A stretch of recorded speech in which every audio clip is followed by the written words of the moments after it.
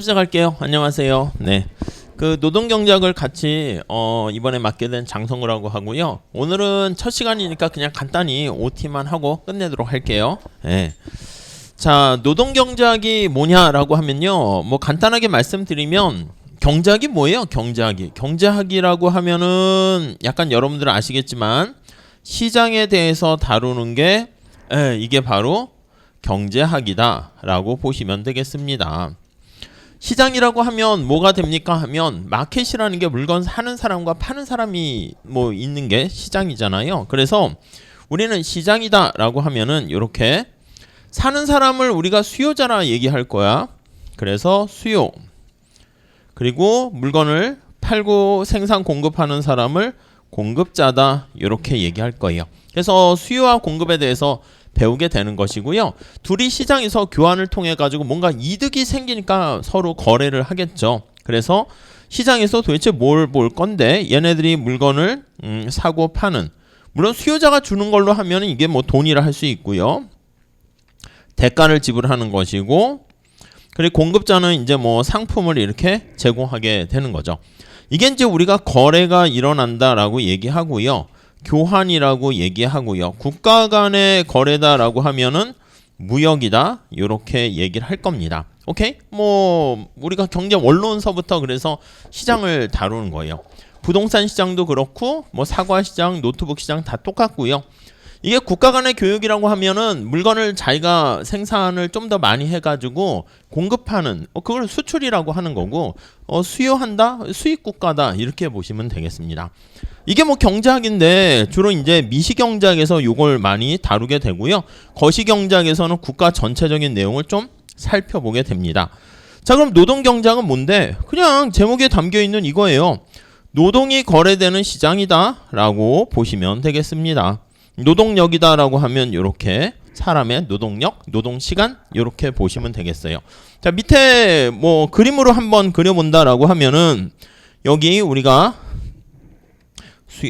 수요 공급이다라고 얘기하는 것처럼 이렇게 두 축에다가 이렇게 표현을 할 겁니다.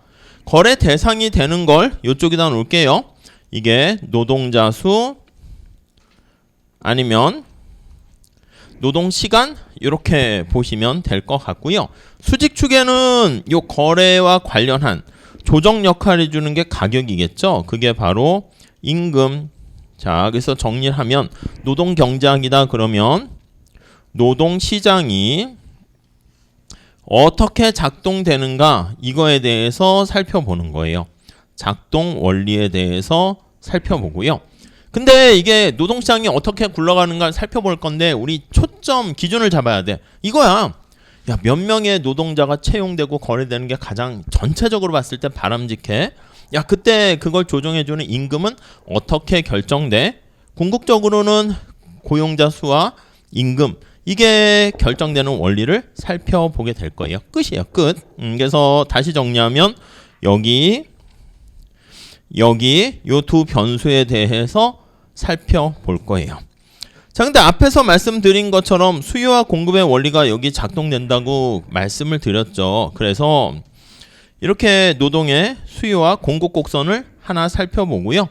그로 인해 가지고 결정되는 임금과 고용량 요거를 살펴볼 건데, 우리가 이제 생산물 시장에서는 물건을 만들어서 공급하는 주체가 이제 기업이잖아요. 근데 노동시장에서는 노동력을 제공하는 주체가 우리들이야. 가게예요. 그리고 노동을 수요하는 주체가 기업이 되거든요. 그래서 주체가 조금 바뀝니다. 그래서 요거를 공급이라고 하고 얘를 수요다라고 하면 이게 노동의 공급자는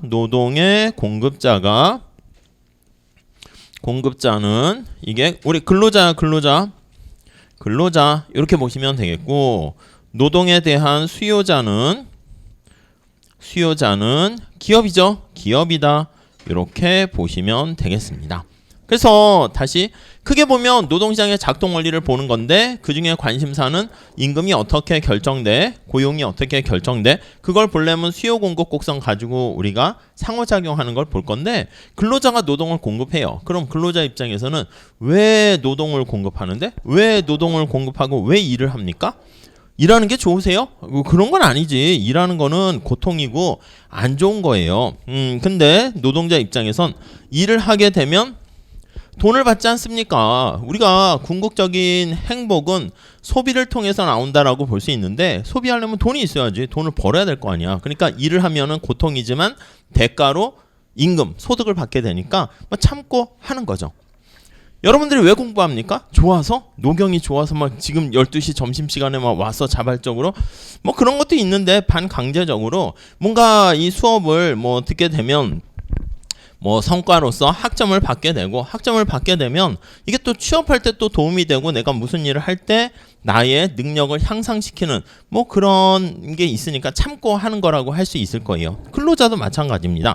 근로자의 궁극적인 목적은 우리가 사람이니까 효용을 극대화한다라고 얘기할 건데 이 효용을 극대화하는 과정 속에서 여가를 즐길 것인가? 궁극적으로 이제 여가 소비, 그게 우리의 행복을 좌지우지하는 건데 여가를 계속 즐기려고 하면 뭔가 원동력이 있어야 되잖아. 역시 소득이고 돈이야. 그래서 돈을 벌려고 할 수 없이 24시간 중에서 일부는 노동을 하게 됩니다. 그래서 이제 얼마나 여가를 즐기고 얼마나 일을 하는 게 적절할지 24시간을 거의 일을 하는 게 행복과는 관계가 없죠. 여러분들 뭐 24시간 공부하면 그게 행복합니까? 그건 아니지. 물론 이제 인생을 길게 놓고 봐서 생애 주기로 봐서 지금 뭐 빡세게 할 때다 그러면 20시간 거의 공부할 수는 있는데 평생을 그렇게 하면은 뭐 왜 사냐 뭐 이렇게 되는 거니까 뭐 잘 조정을 해야 되는 거야. 대신 지금 내가 열심히 빡세게 공부하고 일을 했어. 그러면 좀 뭔가 미래나 노후에 좀 편안한 삶이 있지 않을까? 그런 기대감을 갖고 공부를 한다, 일을 한다 이렇게 보시면 되겠어요. 기업은 노동자를 왜 수요를 합니까?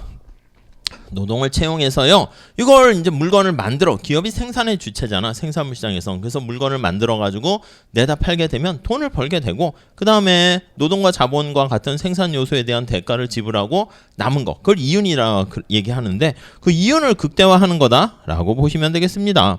그래서 기업의 목표는 이윤을 극대화한다. 요렇게요.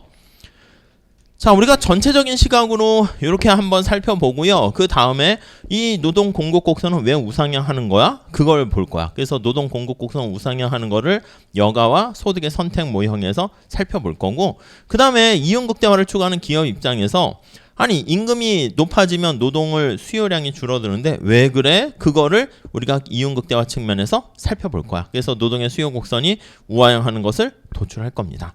그리고 이제 여기에 뭔가 알아서 근로자와 기업이 서로 자발적으로 임금을 협상하고 등등등 하면 좋은데 임금이 너무 낮은 경우가 있을 수가 있어.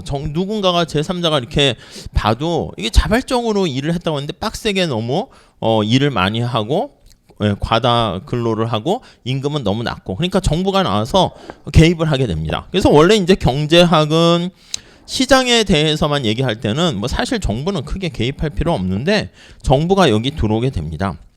이건 아니잖아 해가지고요 정부가 여기에 개입을 해서 물론 이제 고용자 수를 개입할 수 있어요. 우리가 이제 뭐 미국 같은 경우 흑인 근로자 아니면 뭐 여성 근로자 등등 좀 뭔가 더 채용의 기회를 높여라 이렇게 뭐 규제를 할 수가 있고요. 개입할 수 있고 아니면 임금에다가 이렇게 규제를 가할 수가 있습니다. 그래서 주로 이제 우리가 얘기하는 게 최저임금 이렇게 얘기하잖아. 그래서 임금 자체가 너무 낮으니까 요거보다 좀 어느 정도 균형 임금보다 높은 수준에서 임금을 결정을 해라 이렇게요. 최저임금제를 통해서 이렇게 개입을 합니다. 그때 나타나는 노동시장의 효과가 어떻게 되느냐 우리가 살펴보게 될 것이고 그것뿐만 아니라 여기다 그냥 그릴게. 노동시장에 이제 외부적인 충격이 또 발생합니다. 우리나라에 이제 일할 사람이 자꾸 없어지고 저출산, 고령화 등등 이렇게 되니까 외국인 근로자들도 더 어떻게 들어와야 된다 이렇게 볼 수도 있는데 그렇게 되면 노동에 대한 공급이 이렇게 해외에서 들어오니까 우측으로 이동하겠죠. 간단한 수요 공급 곡선입니다. 그러면 이렇게 균형점이 바뀌게 되고 A점에서 B점으로 가게 되면 어떤 현상이 일어나냐?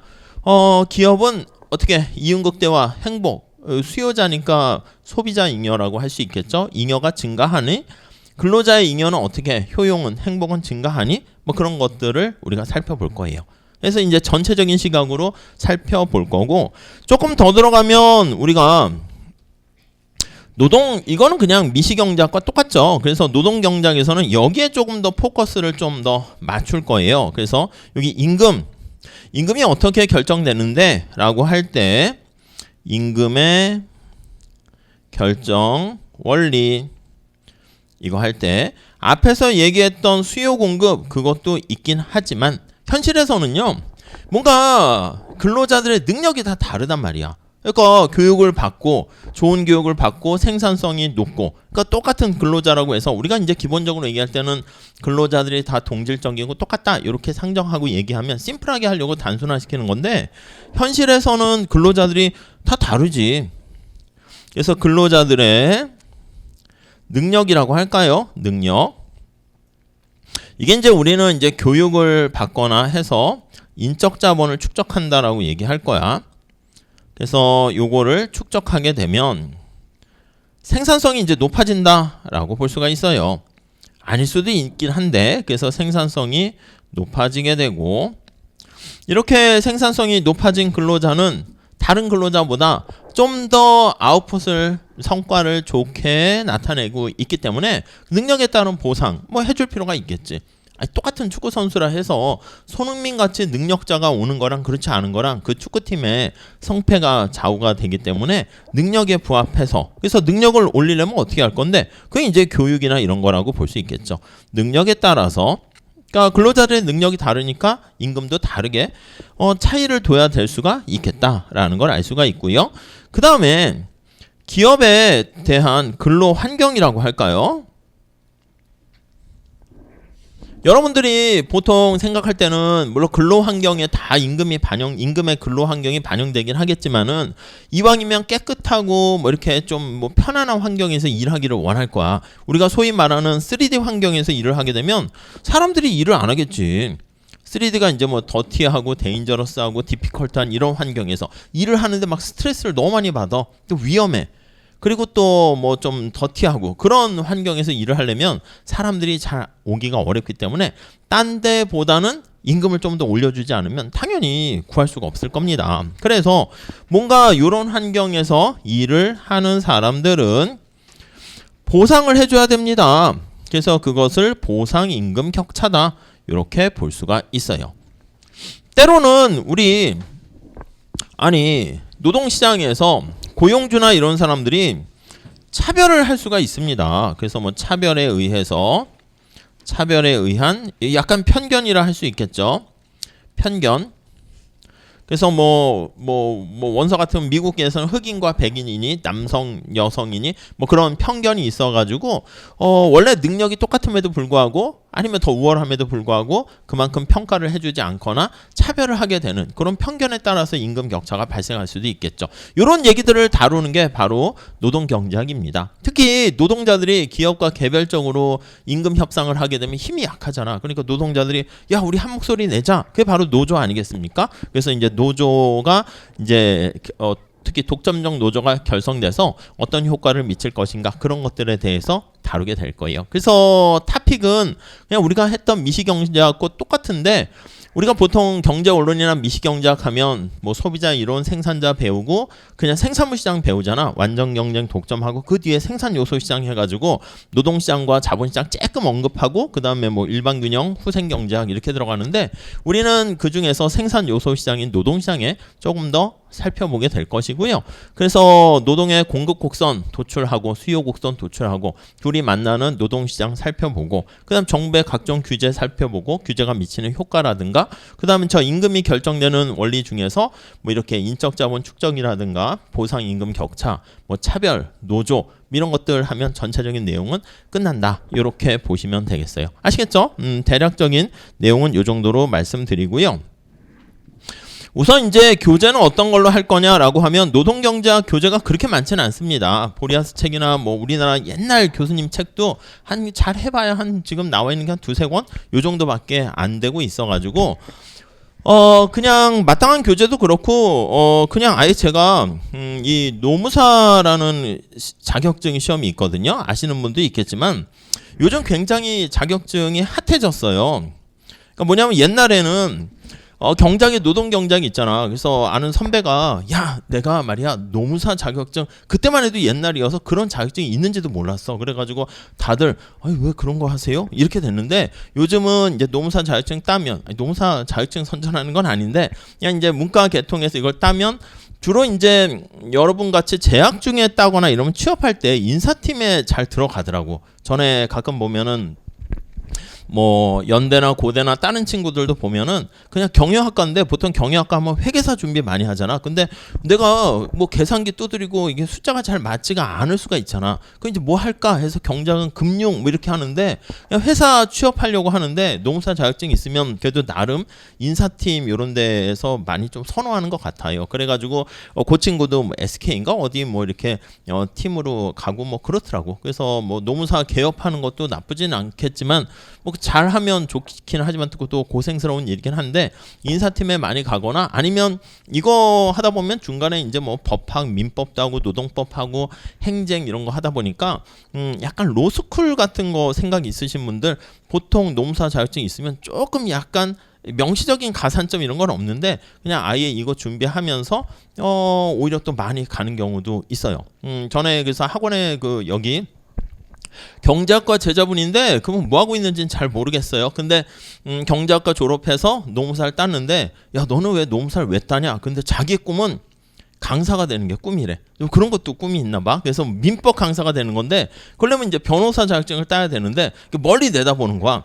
변호사 따려면 이제 로스쿨 가야 되잖아. 그래가지고 자기는 로스쿨 가야 되는데 졸업을 이제 한 좀 남았나 봐. 한 1년 정도 남아가지고 노무사 합격하고 그다음 이렇게 해서 로스쿨 가서 뭐 이렇게 해서 뭐 변호사 하면서 강의도 하고 싶다 이렇게 하더라고. 근데 아직은 모르겠어. 로스쿨 졸업 안 한 것 같은데 여기 성대 로스쿨 진학한 걸로 알고 있거든요. 아무튼 뭐 그렇게 하는 것도 있고 그렇더라고요. 그리고 전에 보면 이제 어문 계열 친구인데 이제 이제 다른 여대 학교 학생이었었는데 제가 그때 계절학기 때 수업 나갔었는데 그때 이제 졸업하면서 영문과인가 그랬는데 뭐 해 먹고 살지 이제 애매하다. 그래서 그때 이제 제가 처음 노무사 이런 거 강의 시작했었거든요. 그래서 알려줬더니 선택 과목 중에서 이제 노동 경제학이 있긴 한데 그 많이들 선택은 잘 안 하세요. 그냥 경영학 쪽을 많이 하는데 나중에 한 3년 후인가 이렇게 해가지고 메일이 왔더라고. 자기 노무사 합격했다고. 근데 이제 얘기를 왜 안 했냐면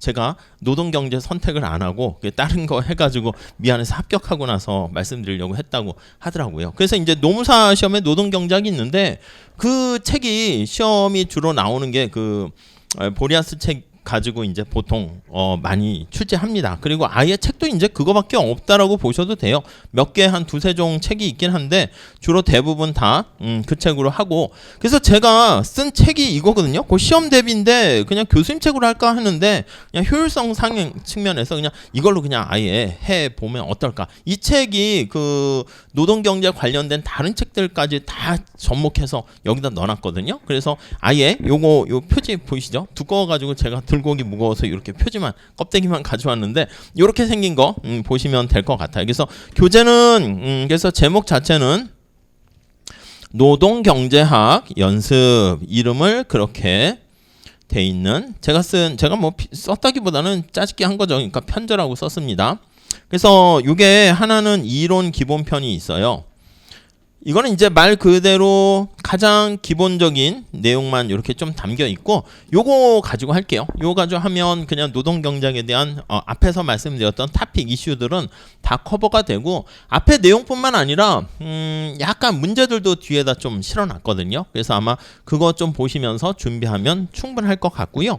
그리고 이제 앞에서 말씀드린 것처럼 노무사 쪽에서 제가 수업도 한다고 그랬잖아요. 근데 시험을 보지 그게 2차 과목이거든요. 2차 과목 이렇게 보게 되면 그래프 그리고 썰 풀고 뭐 이렇게 다 해야 되는데 그 제가 뭐 문제 내면서 시험 보고 정리했던 거 문제들을 모아놓은 게 뭐 응용 실전편인가 해서 약간 핑크 색깔로 하나 만든 게 있어요. 요거는 뭐 필수는 아닙니다. 근데 응용 실전편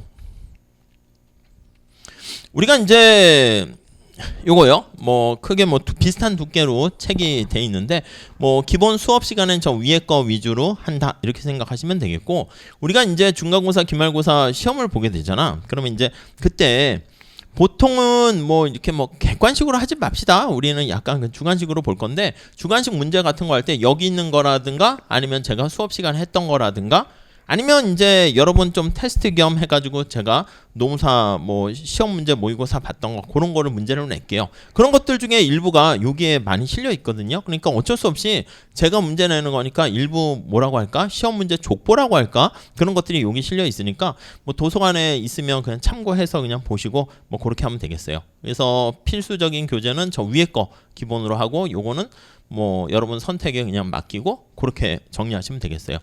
노동경제학이 이게 기본적으로 여러분들은 어떻게 보셔야 되냐면 경제 원론은 당연히 들었다라고 간주하고 할 겁니다.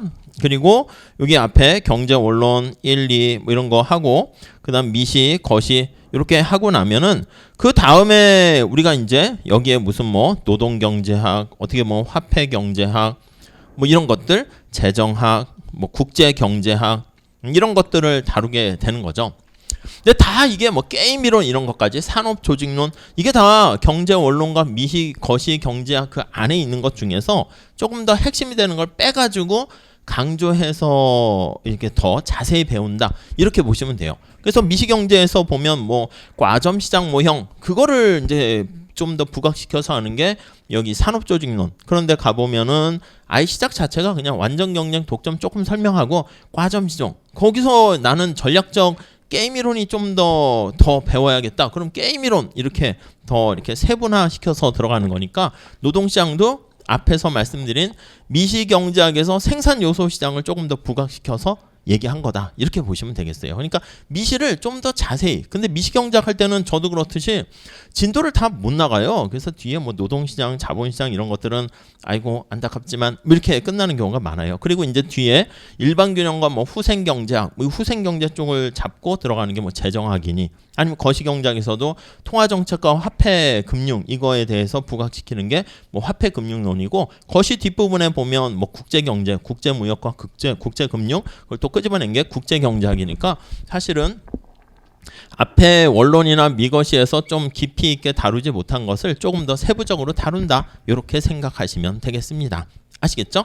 자, 그래서 가능한 한 이 수업 들을 때 뭐 선수 그게 있습니까? 뭐 크게 있진 않은데 미시경제 정도는 좀 이렇게 기반이 좀 있으면 좋겠고요.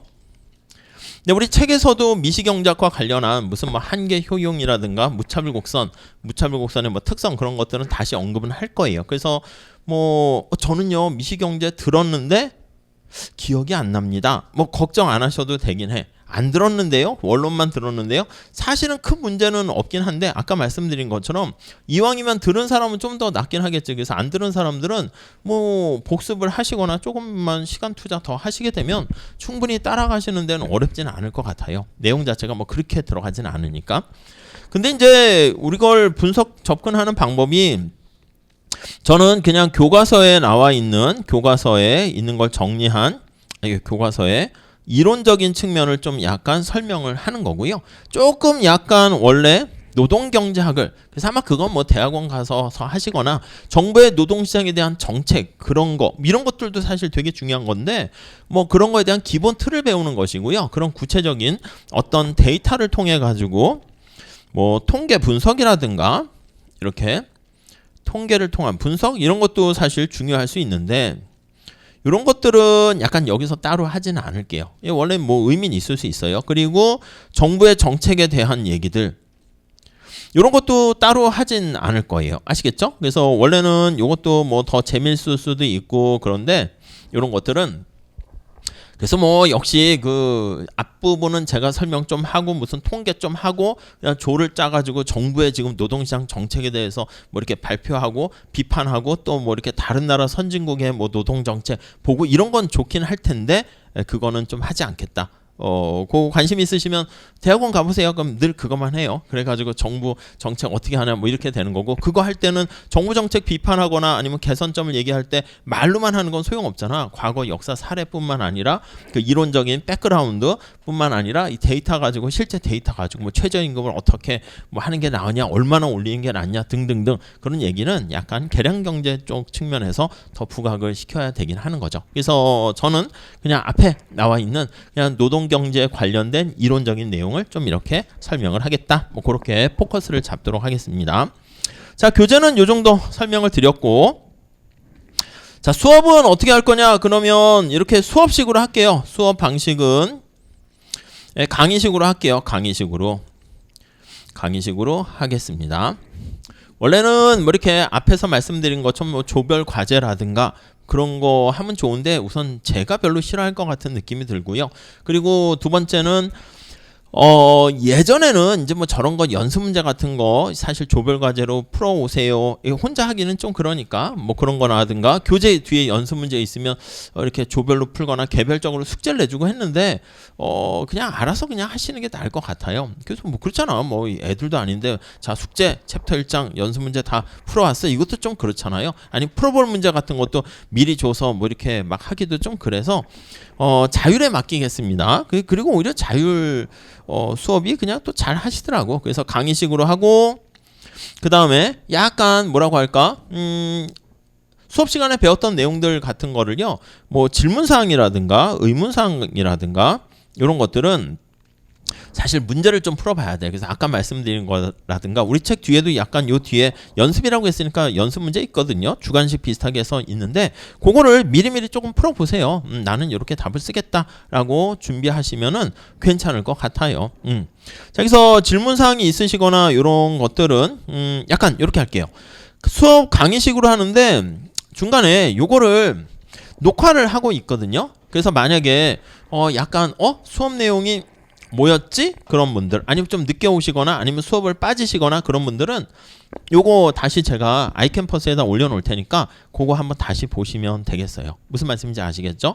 그리고 공부하시다가 질문이 있으면 아이캠퍼스에 올려주셔도 되는데, 제가 아이캠퍼스를 뭐 언제나 막 실시간에 들어가 있지는 않잖아요. 그리고 이게 모르겠어요. 좀 알려주세요. 그 모바일에 전에는 아이캠퍼스가 있었던 것 같은데, 제 휴대폰을 얼마 전에 바꿨거든요. 그래서 다시 까는데 없던데, 못 찾겠던데 어플에서. 그래서 거기에 뭐 이렇게 차시도 하고 등등 했었는데 못 찾겠더라고요. 이상한 아이캠퍼스라는 어플이 있어서 딱 보니까 아닌 것 같다, 설치하고 지웠거든요. 근데 아무튼 그래서 제가 뭐 항상 그거 하는 건 아니니까, 제가 그 아이캠퍼스의 메시지 같은 걸로 질문하셔도 돼요. 하셔도 되는데, 제가 그거는 PC 로그인해서 해야 되니까 이렇게 바로바로 답변은 잘 못 드리는 것 같아요. 그래서 지금은 뭐 별로 필요 없겠지만 다음 카페를 하나 만들었어요. 물론 이제 노무사 시험 대비하는 건데, 거기다가 비슷한 거 보시면 이미 다른 친구들이 질문 올린 것도 한번 볼 수 있고 해가지고요. 다음 카페에다가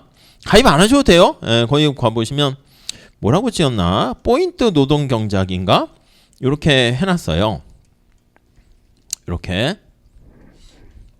네, 여기 가입하시게 되면 질문사항 같은 거 여기다 올리시면 조금 더 빨리빨리 제가 답변을 드릴 수 있을 것 같아요. 그리고 한창 이제 노무사 준비하는 친구들은 1차, 2차 준비하는 타이밍에서 질문들이 이렇게 올라가면, 이게 보면은 제목 쳐서 검색하시면 비슷한 질문한 친구들도 있고, 교재는 이걸로 쓰고 있으니까 뭐 그냥 같이 하시면 편하게 될 수 있지 않을까 합니다. 그리고 이제 여기에 제가 답변을 달긴 하지만 조교분이 계세요. 이 조교분이 여러분들의 경작과 선배인데요. 요분이 뭐 하시는지는 비밀로 안 가르쳐 드릴 건데, 그냥 다른 일을 하면서 여기 이렇게 주로 카페에 상주하는 것 같아. 그래가지고 질문을 하면은 실시간으로 답변을 해줘. 그래서 좀 그만하라고 제가 좀 너무 이렇게 뭐냐면 이게 재미고 낙인가 봐. 그래서 질문 올라오면 질문이다 하고 이렇게 답변 달고, 그다음 자기가 답변 달기 좀 뭐한 거는 저한테 자꾸 이게 토스를, 왜냐면 이제 제가 답변할 만한 것도 있잖아. 아니면 자기가 답변한 게 좀 미진하거나 그래 보이면 저한테 까톡으로 보내요. 그래서 이 까톡이 너무 많이 와, 조교 선생님한테. 그래가지고 가족보다도 지금 저분하고 지금 까톡이 너무 많아가지고 일부러 막 안 읽기도 해. 좀 이렇게 뭐야, 하루 종일 자기 일 있는데 카페 여기저기 돌아다니면서 실시간 답변해가지고 처음엔 고맙고 그런 것도 있는데, 아니 너무 좀 뭐 알아서 빡세게 살고 있어가지고. 근데 아무튼 저 조교님한테 아니 요 카페에다 질문 올리시면 조교님한테 하는 게 아니라 이제 제가 답변을 많이 달긴 하는데 저는 좀 이제 늦게 하루나 몇 시간 후. 근데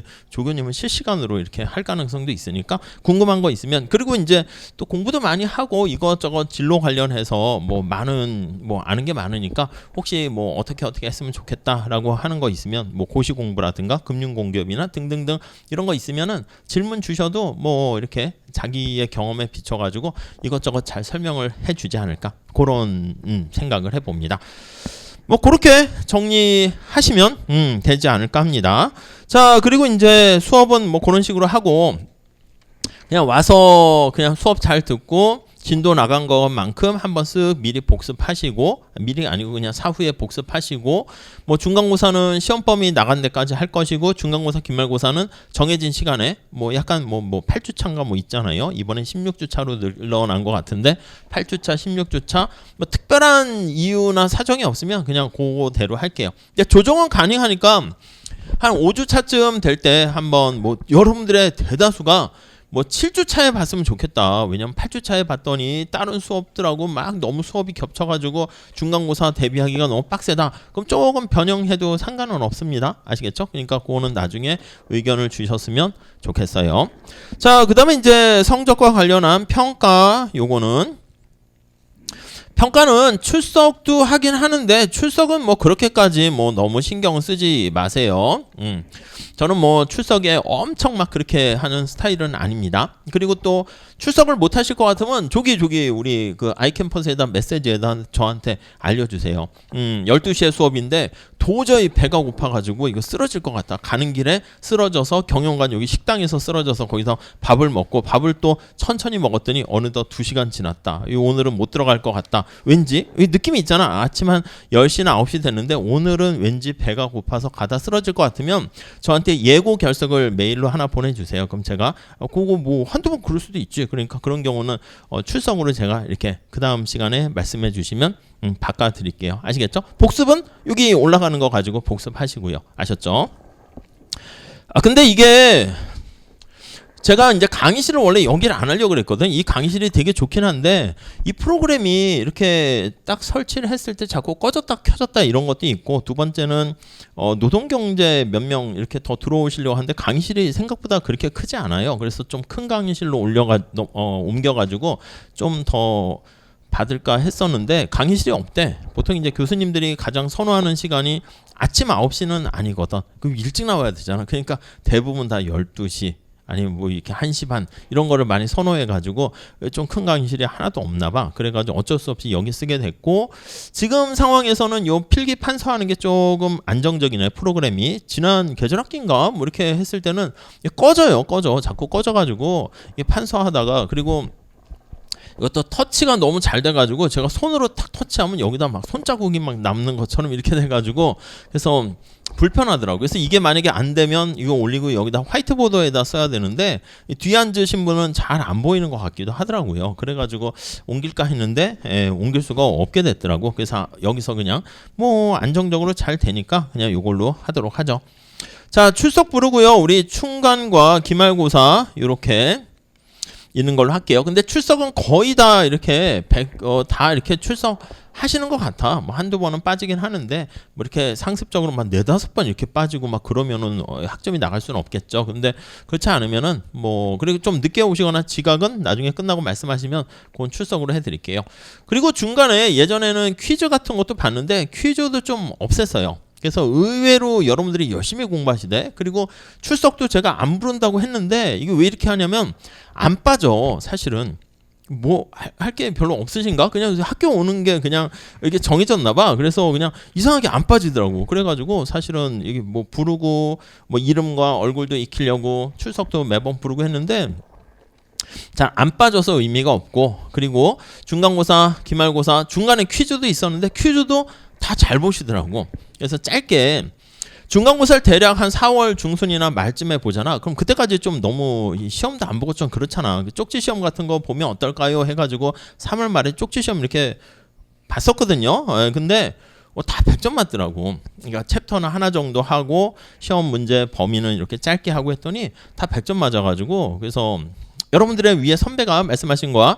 아유 어차피 100점 맞을 건데 그냥 보지 맙시다. 100점으로 하시죠. 그래서 우리도 본 거야. 근데 100점 맞은 거라고 생각하시면 되겠어요. 아시겠죠? 그래서 이게 뭐 상대평가인지 절대평가인지 아마 상대평가일 가능성이 많긴 한데 한번 알아봐야 되는데 기본적으로는 중간고사랑 기말고사 가지고 평가를 한다라고 보시면 되겠고요. 기말보다는 중간을 조금 더 작게 할게요. 가중치는 기말에 조금 더 많이 하도록 합시다. 근데 제 경험상 늘 말씀드리는 것처럼 중간고사 이렇게 성적 쫙 나오잖아. 그럼 거기서 거의 끝나는 것 같더라고. 그래서 중간고사 때 잘 본 친구가 기말도 잘 보고 중간고사 좀 망친 친구가 기말은 잘 보겠습니다 하고 다짐하고 나가는데 거의 똑같더라고. 그러니까 뭐 기말 되면 뭐 다른 일 없겠어. 똑같지. 그러니까 주어진 시간을 우리가 할애를 하는 건데 차이가 우선순위대로 나눠가지고 할애하는 거지. 근데 노동경제학에는 중간고사 때 가중치가 낮았어. 뭔가 이게 꽃놀이도 가야 되고 뭔가 친구와의 약속, 동아리 이런 게 있어가지고 거기에다가 시간을 투자하니까 시험을 못 봤어. 그래서 이제 기말에는 노동경제학에 시간 투자 많이 해야지라고 하는데 이때쯤 가다 보면은 또 마음이 들어요. 어떤 마음이 드냐면 아이고 중간고사 망했는데 이거 뭐 재수강할까 이런 생각도 드는지 다른 또 중요한 게 생겨가지고 좀 그렇더라고요. 그러니까 이왕 하실 거면 중간을 잘 이렇게 좀 보시는 게 좋지 않을까. 물론 바뀌기도 합니다. 바뀌기도 하니까 좀 이렇게 보시면 될 것 같고 학점은 아시겠지만 제가 드릴 수 있는 학점이 이렇게 있어요. 뾰족뾰족한 거랑 둥글둥글한 것들이 있어요. 둥글둥글. 주로 이제 둥글둥글한 거는 제가 많아요. 우리가 경제학이 시작 자체가 자원이 희소하다 그러는데 특히 이게 뒤로 갈수록 아주 둥글한 거 있잖아요. 이거 아주 둥글하죠. 얘네들은 자원이 풍부해요. 원하시면은 이거는 아무거나 이게 제가 드릴 수 있어요. 물론 가끔은 아까 얘기했던 학점 관리를 해야 되니까 이렇게 뾰족한 거를 받기 힘들다. 그러면 아예 진짜 뾰족한 걸 달라고 하는 분도 있어요.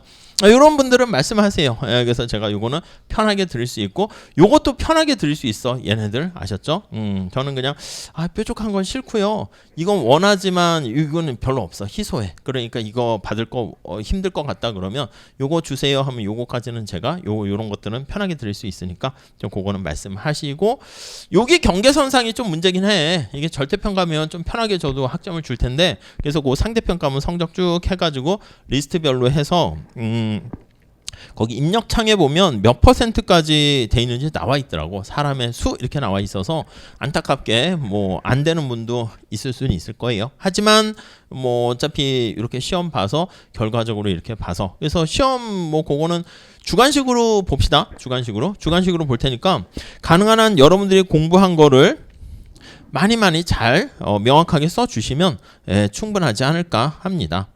이건 뭐 나중에 다시 한번 말씀드리도록 할게요. 주관식 형태로 시험을 보는 걸로 하고 이렇게 기본적으로는 상대평가인데 한번 들어가 볼게요. 어쩔 때는 갑자기 뭐 절대평가도 있고 뭐 그렇게 하더라고요. 그래서 이렇게 정리하시면 될 것 같네요. 자, 그래서 얼추 중요한 내용은 다 말씀드린 것 같고 질문사항 있으세요? 수업과 관련해서 질문사항 여기 보면 기타 질문사항 기타 질문 또는 건의사항 이렇게 한번 보도록 할게요. 뭐 아무거나 상관없어요. 네. 교재요. 옛날 판은 사실 조금 애매하긴 해요. 구하기 쉽진 않을 텐데. 그 두꺼우게 합쳐놔가지고 이게 뭐 오타도 있고 막 이래가지고 막 보다가 막 짜증 날 수가 있어서 그래서 뭐 이왕이면 새 것도 이것 좀 바꾸긴 해야 되거든요. 그러니까 뭐 너무 또 옛날 거 해가지고 하기에는 좀 약간 그래서 그래서 뭐 그거는 알아서 하시고 그다음 또 질문 네 3개만 받을게요. 네. 뭐요? 네. 네. 똑같아요. 그걸 기본으로 해서 그냥 목차는 잡았고 근데 보리아스 책이 이전 판보다 지금 판보다는 이전 판이 좀 더 나은 것 같아. 그래서 기본 세팅은 이전 판으로 해놨고 중간중간에 아까 말씀드린 것처럼 제가 농사 시험 보면서 모의고사나 기출 같은 거 아니면 여기 중간중간에 계산 같은 거 많이 있거든요. 노동 공급 곡선 도출하세요 하면 주로 이제 경제학 미시에서 하는 여가 노동 소득 선택 모형 그런 거 같은 것도 여기다 좀 넣어놨거든요. 좀 더 많은 문제들은 실전 응용표면에 넣어놔서 만약에 나는 그냥 보리아스 책은 그냥 본문 내용만 있고 뒤에 연습 문제 있는데 약간 그거보다는 좀 우리가 수준 높게 할 거라서 그래서 뭐 없어도 되고 근데 있는 게 나을 것 같고 보리아스 책 보면 뭐 그냥 뭐 커버는 되긴 하는데 뭐 그냥 우리 책이 수업 따라오는데 편하게 하는 데는 좀 더 낫고 갈고 그거는 여러분들이 정하시면 될 것 같아요. 근데 기본 베이스는 보리아스 책에다가 뭐 에렌버그나 옛날에 뭐 우리나라 한국에 있었던 교수님들 책들 다 이렇게 집어넣었기 때문에 그냥 약간 뭐 편집한 종합판이다 이렇게 보시면 되겠어요. 그거는 동일한 질문이네. 하나만 더 할게요. 질문. 그리고 뭐 하나만 하고 개별적으로 질문 있으신 분은 질문하시고요. 질문 없으세요? 궁금한 거? 네. 아니죠. 그렇게 어떻게 합니까? 그러면 안 되고 원래 이제 제가 칠판 있을 때는 칠판이 꽉 차면 무조건 쉬었거든요. 그러니까 이게 칠판이 너무 조그맣고 여기 판서는 계속 늘어날 수 있어. 그래가지고 보통은 한 50분 하고 10분 쉬고 50분 하고 10분 쉬고 그 다음은 조금 하고 쉬고 뭐 이렇게 계속 쉬고 이렇게 할 거니까 그러니까 한 2번 쉬고 3번 나눠서 하고 그렇게 할게요. 모르겠어요. 저는 가끔 뭐 교수님들 중에서는 막 1시간 반 막 연강하고 2시간 하는데 가만히 보면 이게 학생들 위한 게 아니라 자기가 강의하다 보면 이렇게 뭔가 필 받아가지고 막 신나서 하는 거 자기가 신나서 하는 거지 학생들 표정은 안 보나 봐. 그치? 몰라 제가 학생이었으면 짜증날 것 같아. 화장실도 가야 되고 이게 답답하고 좀 쉬었으면 좋겠는데 막 1시간 반 막 2시간 가까이 하면은 왜 그러지? 진도를 막 우리가 막 진도 빼려고 막 그렇게 막 하고 그러진 않을 거야. 해도 사실은 공부라는 게 끝이 없는 거니까 그냥 노동경제학이 이런 거다. 근데 진도는 조금 많이 나갈 생각이긴 한데 진도의 압박에 막 해서 보통 학원 수업할 때는 진도에 막 쫓기긴 하거든. 근데 우리는 그렇게 하지는 않을게요. 그러니까 뭐 아니면 힘드시거나 그러면 조용히 손을 들어주세요. 그럼 제가 설마 우리 수업에 질문하지는 않겠지? 질문은 끝나고 하시고 손 들면 쉬고 싶나 보다 이렇게 할 테니까 앞에 친구가 손들면 좀 그렇잖아. 뒤에 친구들이 저 사람은 누구지? 우리를 위해서 희생하네 그럴 수 있는데 뒤에 친구들이 이렇게 좀 알려주세요. 왜냐면 여기 강의실에 시계가 없어. 여기 있구나. 여기 있네. 그래서 요거 보고 좀 쉬셔야 될 때 아닙니까? 이것도 잘못했어. 지금 제가 한 25분만 수업하고 끝낼 생각이었거든요. 그래서 그 600주년 기념관 앞에 다른 교수님께 걱정 마십시오. 35분에 내려가겠습니다. 해놨는데 망했네. 지금 막 기다리고 있을 텐데 짱박스 뭐 하는 거야? 막 이러고 있을 텐데 제가 이게 쓸데없이 실수했네요. 아무튼 뭐 그렇습니다. 또 질문 없으시면 개별적으로 질문 있으시면 질문하시고요. 오늘은 여기까지 이렇게 마무리 짓고 다음 시간부터 하도록 하겠습니다. 수고하셨습니다. 예.